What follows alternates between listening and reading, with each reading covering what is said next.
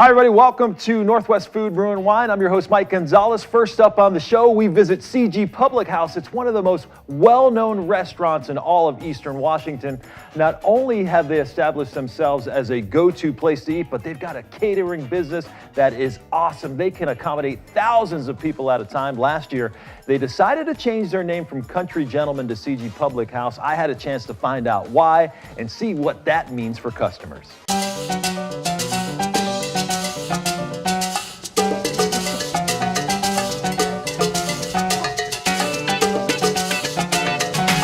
This iconic restaurant and event center in Kennewick may have a new name, but the taste is better than ever. In January of last year we closed and we reopened on the 20th as CG Public House, and we changed, for the first time, we changed our logo, we changed our menu, we changed our uniforms, we changed the appearance of the restaurant, and today it's CG Public House, and the change has been wonderful, very well received. One other big change is her son Kyle Simmons, who's now running the day-to-day operations for the restaurant and catering side of things. Kyle's always had a passion for the restaurant business, and 4 years ago he came on board as a partner. He's been a huge part in the success of Country Gentlemen and also the rebranding to CG Public House. There's been a transition which was largely your vision, going from Country Gentlemen to CG Public House. And and that's a huge risk in a sense, and one that you guys were willing to take on. What is it about that risk that you said, you know what, we got to do it? I've been preaching for a name change for a long time. I've only been back for 3 years. Before that I was with Red Lobster as a manager, and then before that I was at school over at WSU. I graduated with a bachelor's in hospitality. So once I left Red Lobster and I came back on, there was a lot of talk about, we need to change the name. People that grew up in the area knew Country Gentlemen. They knew what Country Gentlemen was. They knew what to expect from Country Gentlemen. But we're not the same area that we were 10 years ago. The Tri-Cities has grown tremendously, as you know. People moving into the area, people would still confuse us with Old Country Buffet. They would mistake us for a gentleman's club. We get phone calls all the time about that. And so finally, I guess I won the battle. I just said, we really need to change the name. We really, especially for people moving into the area. And those changes are apparent when you step in the door. Take a look. How are you guys doing today? Good. You're greeted with a warm atmosphere, comfortable seating, and a brand new bar area called Beer Falls that stokes a lot of nostalgia. We are right across the street from Beer Falls. Where Beer Falls, if you grew up in the area, my dad, he remembers going out to Beer Falls, and he's in his 60s now. I graduated in 2005 from Kennewick, and Beer Falls was kind of ending, Yeah. The sheriff's got some ATVs. So you're saying that you resurrected Beer Falls right here? I love it. Yeah. So when we were building the bar, I wasn't working here at the time, but I came in for lunch and we were talking about what they wanted to name the bar, and it just came to my mind, and I just said Beer Falls. Customers like Jill and Dave Deshane say the name Beer Falls instantly brought back some great memories. First thought about me and this place right here is when I came out here and ate some breakfast one time. I was happened to be sitting out here in a booth, and I looked up and I seen this Beer Falls sign. Brought back nothing but some old teenage memories. The best part about the bar here, Beer Falls, is that I was born and raised here, and so the Beer Falls incorporated with this new bar makes me feel at home.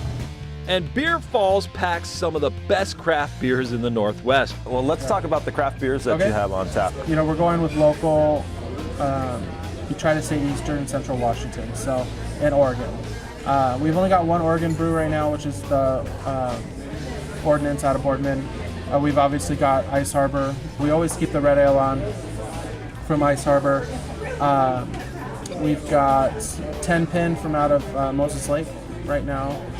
Ordnance out of Boardman. We've got Dee's Wicked Cider. Dee's is just right behind us. So we wanted to make sure we represented them because they're probably the closest. Yeah. to us, Dale Breaker Top Cutter IPA. Have Nice. to have that. That's a staple. Oh yeah. Obviously, have to have Coors Light. That's the only one that we just feel like we have to have for those guests that don't drink micro Yeah. brews. So we try to give one tap to a brewery, and I try to rotate their beers on that one tap. 2 years ago, CG Public House started making their own sweet and sour mix, and they make some great margaritas. They're all made from scratch, and I can tell you firsthand, man, they were good.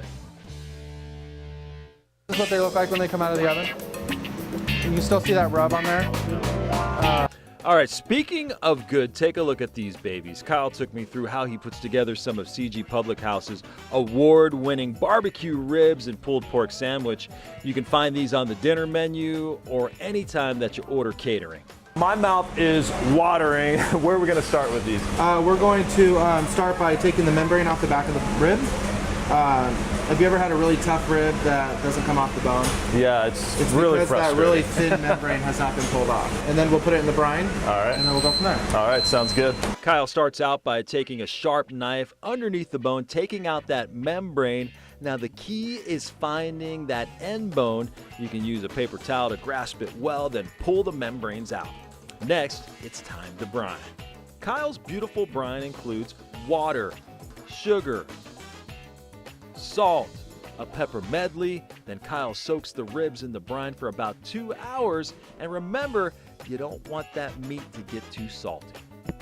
The rub ingredients include granulated sugar, brown sugar, chili powder, paprika, mustard seed. Kyle mixes it all up, then adds the granulated onions and cayenne pepper for a little bit of heat. Now, once that meat is rubbed, it's put into a 4-inch pan, then sent to the smoker for 3 hours. Then it's put 3 more hours in the oven. Man, that looks good. Kyle, good thing I came hungry. I saved some room for these ribs, man. Okay. All right, I don't even know where to start. You know what? I'm just going. Right off the bone. I'm just going in with the fingers. Yeah. This is, you know. Oh my God. This is heaven. If that's not enough, it's time to go for CG Public House's better than ever homemade biscuits and gravy. Kyle took me through the process of how he makes those from scratch. He starts out with some country ground sausage, and there's plenty of butter and flour as well. You add some warm milk, then add a little more cooked sausage. Then it's time to add the Cajun pepper, sage, and salt and pepper as well. Try these biscuits and gravy. Wow. It's a little delay there because I was like taking it all in. Now that I've gotten full taste of CG Public House, it's easy to see why this family-run business has been such an iconic part of the Tri-Cities landscape. Well, I like the family atmosphere for sure. We've also had some catering done in the past, and they do a really great job with that. The food is always hot and the service is great. So, and I don't work for them. Now, working with your family, I mean, that's always great. Do you guys ever get into it a little bit about philosophy? Or? Me and my mom have really heated discussions sometimes about things. You know, we always, you know, it's always a healthy debate. Yeah. Because we don't all see eye to eye Right. on everything. My dad kind of stays out of it. So whatever, he obviously has an opinion, but he always doesn't voice it. Yeah. Me and my mom are a little bit more vocal about our opinions, and but I think that's why, you know, we're so successful. You know, we're very proud of that, being able to let this business go to another generation. Yeah. Because the alternative would have just been to sell, you know, when Right. Steve and I were ready to retire. And not doing that, I think people are like, wow, you know, Yeah. we're going to have yet, you know, this will be 4th generation. All right, I want to thank Kyle and Shirley for being such gracious hosts. Man, it was awesome there. The food and drinks are just amazing at CG Public House. And remember, they have an awesome catering business that's considered the best in the Tri-Cities. So if you got a corporate event, wedding, whatever, a party, they are the go-to catering company. For more information, we'll put this on our Facebook page. Just search Northwest Food, Brew, and Wine. You can also hit up yaktrynews.com, search our features section. You can find it there as well. All right, so have you ever grabbed a great craft beer and thought to yourself, man, I would love to make my own beer? Well, there's a company in Yakima, Washington called Yakima Valley Hops that's giving the home brewer the same exact access to the best hops in the world as those big brewers. I had a chance to visit Yakima Valley Hops during harvest to find out why a dream turned into a reality and how it's changing the world of home brew.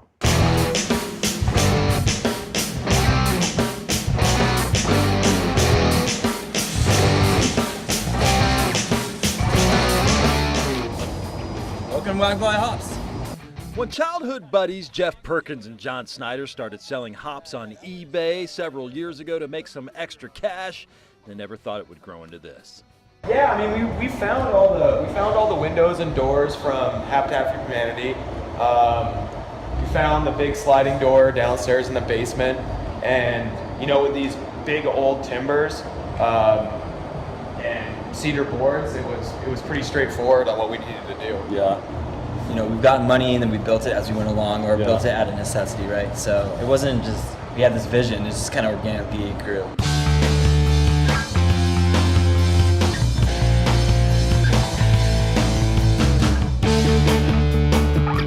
This warehouse has turned into a home away from home for the pair, who've known each other since they were just 5 years old. They've built a paradise for the home brewer, and their passion for the business is something they can't hide. Yeah. I mean, we really, it's awesome. I mean, we have this order comment section that really has turned into this free for all of asking. People are asking for just extra stickers or extra swag, or draw a picture of a hop Godzilla crushing something. And it's all the way through. So it's that customer service, that relationship that you build. We aren't just a drive-through. We don't just get your product and leave. That is the big thing for us, is that we have built that connection. After just 5 years in the business, Yakima Valley Hops is delivering their products around the world. And they're changing the game for the home brewers. Their Yakima store is complete with everything that a home brewer needs, from equipment to yeast, malts, hops, and sanitizers. There's nothing you can't find here. And Jeff says he's trying to break the paradigm that making beer is just for the experts. It's very easy to make beer. That's a really misconception, is that you're gonna need some crazy stuff just to make beer. That's not the truth. That's not at all the reality. What you do need is, like any sort of other cooking, is time, temperature, and just adding ingredients. It's basically that simplistic. If you're itching to make brew at home but can't make it out to Yakima, don't fret. You can buy all your supplies from Yakima Valley Hops online. YVH has delivered to 38 countries, and they're growing. In fact, more than 90% of their business is done via the web. We got an inside look at how their operations work. Check this out. When an order is placed online, these guys pick it up from here. They handpick every order from their warehouse up the street, or they can get it out of the fridge right here. Then these guys, they'll literally weigh it with this machine. They'll sort them out. They'll pack them up into individual packets, and they will ship them literally around the world.